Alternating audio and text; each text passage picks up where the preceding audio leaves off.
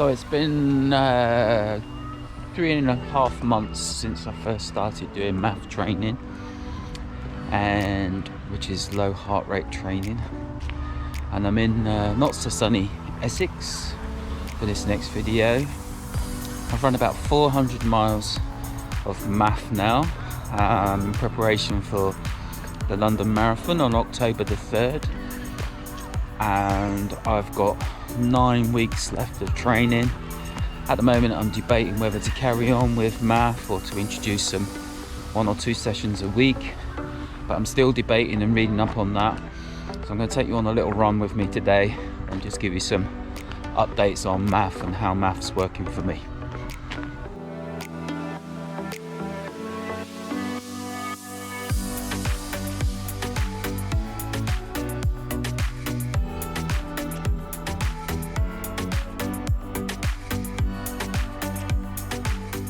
Okay, so I've been doing MAF training, as I said, for just over 3 months.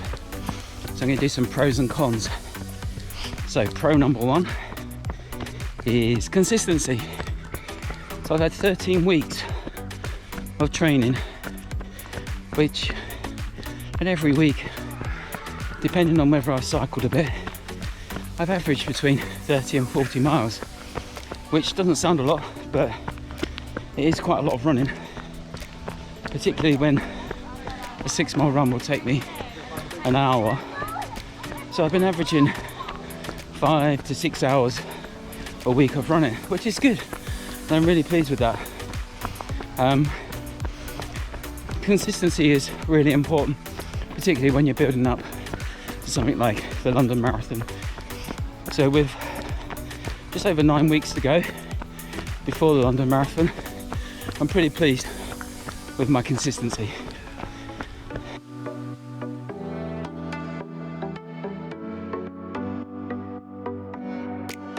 So pro number 2, the MAF training, goes with consistency, and that's volume.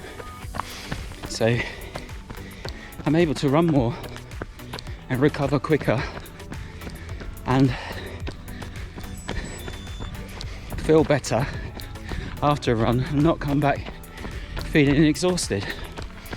So 13 weeks of 30 odd miles to 40 miles of running, plus the same again in cycling, is going to make a huge difference to my aerobic base. So pro number 2, volume.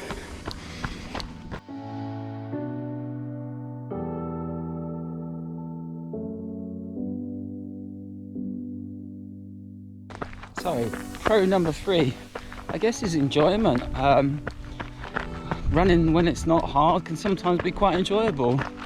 I do like training hard. I like interval sessions. It's what I've been doing since the age of 14, I guess, when I first joined my first athletics club. But yeah, I guess when you get back from a run and you've enjoyed it, and going out the next day, you know, you're just gonna run around and just take you more time, taking the countryside. It's just been more enjoyable, I guess. I'm not coming back feeling exhausted all the time, which is something I mentioned in my previous video. So pro number 3, just enjoy and love being out running. So the cons, well, I'm demonstrating one now because I'm going up a hill, as you can see, and once the heart rate goes above 130, my watch vibrates and I have to walk. And walking is all part of MAF training. You can't keep your heart rate down when you're going up a steep incline. You have to walk, so walking is definitely a con.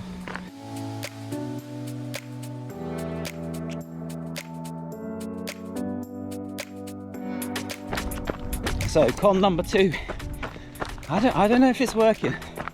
I think it is working. My MAF test, which I'll talk about later, definitely indicate it's working. But it just seems so counterintuitive to be running slowly all the time. And even when I do get a little bit out of breath, I have to slow down. I've spent my whole sort of running journey doing intervals and doing hard stuff and thinking that that's going to make me a better runner, and doing all this slow stuff, I don't know, only time will tell. But as I said, the MAF tests certainly indicate that I'm getting fitter, but whether that's going to make me run a good marathon or not, at the moment I don't know. So con number 2 is not knowing, I guess.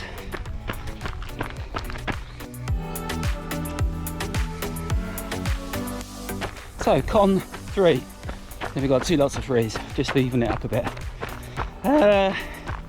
Con 3 is about always having to run with a heart rate monitor on, my watch vibrating, telling me to slow down, feeling good and having to slow down, going up a hill and having to slow down. My commutes to work been quite hard because there's a few uphill sections on that, and yeah, the chest strap sometimes rubs so a bit of chafing, but it's all very regimented. Got to stick to 130. There you go, watch is just vibrated because I'm going up a hill, so I have to slow down. I guess that's the con. The third con is that, and just going out and just enjoying running, sometimes it's just a little bit formulaic, I guess. 130 seems stuck in my brain all the time. So that's the third con, is I'm always running to a heart rate and having to wear a heart rate monitor. And you probably heard in the background again my watch buzzing because I'm running too fast again. So the MAF test. The MAF test is a 5-mile route, the same route on the same day. So I run my MAF test on the Saturday morning, every 4 weeks apart. I even wear the same shoes, and I've done 3 MAF tests now. The first MAF test was in May, and I ran, let me just check because I've got it written on my hand, I ran 10:33 average per mile for the 5 miles, and that was my baseline. The next MAF test 5 weeks later, because I was on holiday on the 4th week, so the second MAF test on a Saturday morning I ran 9:56, so quite a considerable improvement. And I guess that was because I'd been ill in April, hadn't done much running, started running again at the end of April. So the first MAF test I really wasn't very fit, but again I was pleased with the improvement. And then the third MAF test, let me just check, the third MAF test I did in July, and I ran the same 5 miles at 9:39 miling. So I've almost improved by a minute a mile in those 3 tests.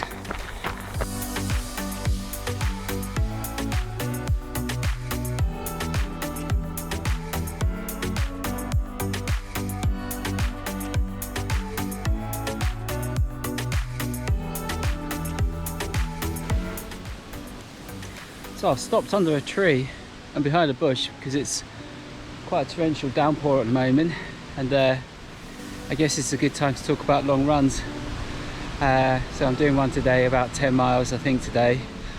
My longest run I did at the weekend using MAF training, and that was nearly 15 miles. It was good. I didn't feel too tired at the end. There was quite a bit of walking. What I've noticed is that when you do MAF training, like any training I guess, as the distance wears on, the volume wears on, you do get more tired, and therefore your heart rate does increase. Other things that increase your heart rate, I've noticed caffeine, so I stopped drinking coffee before going for a run in the morning when I was on my commute. The other thing that I've stopped doing is to get my heart rate up all the time. I've forgotten what it is, but anyway, distance and heat, that was the other thing, yeah. So heat really plays havoc with your low heart rate training. So if it's like it is today, it's warm and muggy, your heart rate goes up very, very quickly. But that's just one of those things, I guess. You just have to contend with that. But yeah, long run, 14 miles, nearly 15. This weekend I'm going to do 16. Keep it around about 16 for a couple of weeks, then up to about 20 with about 5 weeks to go before the marathon. And then finish it off with a 22 with about 3 weeks to go. So far so good.